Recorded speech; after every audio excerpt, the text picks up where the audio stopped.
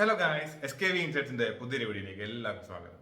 അങ്ങനെ നല്ല മനസ്സ് നിറഞ്ഞ സന്തോഷത്തോടു കൂടി ഒരു സിനിമ കണ്ടിറങ്ങിയ ഫീലാണ് AR അജയന്റെ രണ്ടാം മോഷണം, ടൊവിനോ തോമസിന്റെ 50ാമത്തെ സിനിമ. ഇങ്ങനെ ഒരുപാട് വിശേഷങ്ങൾ നമുക്ക് നൽകാനാവും AR എന്നുള്ള സിനിമയെ കുറിച്ച്. പക്ഷേ ഈ സിനിമയുടെ ആക്ച്വലി ട്രെയിലർ ഇറങ്ങിയ സമയത്ത് തന്നെ ഞാൻ പറഞ്ഞൊരു കാര്യം എന്ന് വെച്ച് കഴിഞ്ഞാൽ, ഈ ഒരു സിനിമയ്ക്ക് അത്യാവശ്യം എക്സ്പെക്ടേഷൻ എനിക്ക് ഉള്ളൊരു കാര്യമാണ്. കാര്യം ആ ട്രെയിലറിൽ കൊടുത്തിരിക്കുന്ന സംഭവങ്ങൾ, ആ ഒരു നല്ലൊരു വിഷ്വൽ ട്രീറ്റ് ഞാൻ എന്തായാലും എക്സ്പെക്ട് ചെയ്ത സംഭവമാണ്.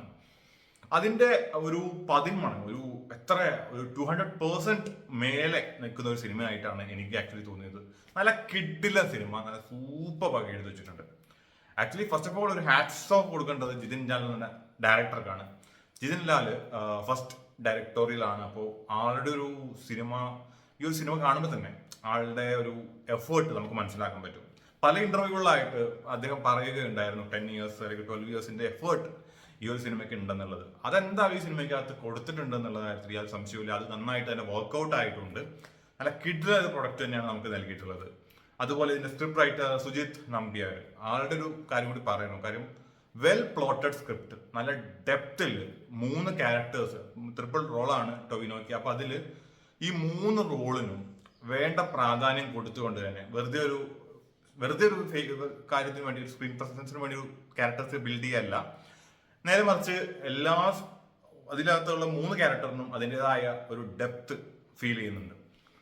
പക്ഷെ എന്റെ ഫേവറേറ്റ് ഏതാന്ന് വെച്ച് കഴിഞ്ഞാൽ ഇതിൽ മണിയൻ എന്ന് പറഞ്ഞുള്ള ആ ഒരു ക്യാരക്ടറാണ്. 3 ക്യാരക്ടേഴ്സ് ഞാൻ പറഞ്ഞ പോലെ, ഒന്ന് കേളു, അജയൻ, മണിയൻ. ഇതിനകത്ത് മണിയൻ എന്നുള്ള ക്യാരക്ടറാണ് ത്രൂ ഔട്ട് എൻ്റെ ഈ സിനിമയുടെ നട്ടല് എന്ന് വേണമെങ്കിൽ പറയാം. അത്ര ഗംഭീരമായിട്ട് തന്നെ ടൊവിനോ അത് പെർഫോം ചെയ്തിട്ടുണ്ട്, അതുകൂടി പറയണം. നല്ല രീതിയിൽ തന്നെ വർക്കൗട്ട്. കാരണം ടൊവിനോ ഇതുപോലെ റോൾ ചെയ്തിട്ടുണ്ടോ എന്ന് ചോദിച്ചാൽ ഇല്ല. കാരണം ഈ ഒരു 50 സിനിമകൾ നോക്കി കഴിഞ്ഞാൽ ഇത്രയും ഒരു എന്താ പറയാ, നമ്മളെ പിടിച്ചിരുന്ന അത്രയും ഒരു ആളുടെ ഒരു ആരാധന തോന്നിപ്പോകും.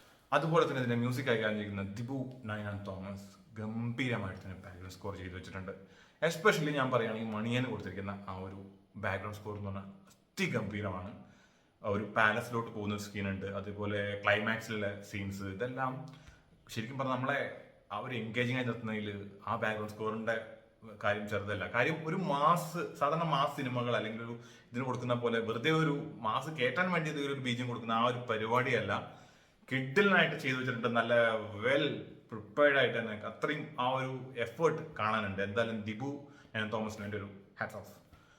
പിന്നെ ഇതിനകത്ത് ഒരുപാട് ക്യാരക്ടേഴ്സിന്റെ കാര്യം ഞാൻ എടുത്തു പറയേണ്ടില്ല. നമ്മൾ ഓൾറെഡി ട്രെയിലർ കണ്ടപ്പോൾ തന്നെ അറിയാം, ഒരുപാട് ക്യാരക്ടേഴ്സ് ഉണ്ട്. സുരഭി ഉണ്ട്, ഐശ്വര്യ രാജേഷ്, പിന്നെ നമ്മുടെ സുധീഷ് ഉണ്ട്, പിന്നെ അങ്ങനെ ഒരുപാട് ക്യാരക്ടേഴ്സ് ഞാനിപ്പോൾ പറഞ്ഞു കഴിഞ്ഞാൽ ഒരുപാടെണ്ണം ഉണ്ട്. അത്രയും ആൾക്കാർ നിറഞ്ഞു നിൽക്കുന്ന ഒരു സിനിമയാണ്. എല്ലാവർക്കും അതിൻ്റെതായ റോൾസ്, ആ ഒരു ഡെപ്തുള്ള ക്യാരക്ടേഴ്സ് തന്നെ കൊടുത്തിട്ടുള്ള ഒരാളെ പോലെ എനിക്ക് മിസ്കാസ്റ്റ് ആയിട്ട് ഫീൽ ചെയ്തിട്ടില്ല. അത്ര ഗംഭീരമായിട്ട് തന്നെ ചെയ്തിട്ടുണ്ട്. പിന്നെ നിങ്ങളോട് എനിക്ക് പറയാനുള്ളത്, ഈ സിനിമ കാണാത്തവരോടാണ് പ്രത്യേകിച്ചും. ഈ ഒരു സിനിമ കാണാൻ പോകുന്ന സമയത്ത് നല്ല കിഡിലിനൊരു ഡോൾബി അറ്റ്മോസ് തിയേറ്ററിൽ തന്നെ പോയി കാണുക. 3D കാണാൻ ശ്രമിക്കുക. കാര്യം 3Dക്ക് വളരെയധികം പ്രാധാന്യം നൽകിയിട്ട് മലയാളത്തിൽ വളരെ ചുരുക്കമായിട്ട് നമുക്കറിയാം 3D സംഭവിക്കുന്നുള്ളൂ. ഇപ്പോൾ ഇനി വരാൻ പോകുന്ന ബാറോസും 3D ആയിട്ടാണ് വരാൻ പോകുന്നത്. അങ്ങനെ ചുരുക്കം സിനിമകൾ 3D വരുന്നുള്ളൂ. അപ്പോൾ അത് ആസ്വദിക്കണമെങ്കിൽ വേറെ വഴിയൊന്നും നമ്മൾ 2Dയിലൊന്നും കാണാൻ ശ്രമിക്കാതിരിക്കുക. അതേ എനിക്ക് പറയാനുള്ളൂ. എന്തായാലും നിങ്ങൾക്ക് ഈ ഓണക്കാലത്ത് കുട്ടികളോടൊപ്പം ഫാമിലി ആയിട്ട് എൻജോയ് ചെയ്യാൻ പറ്റുന്ന ഒരു കിഡിലൻ സിനിമ തന്നെയാണ് അജയന്റെ രണ്ടാം മോഷണം.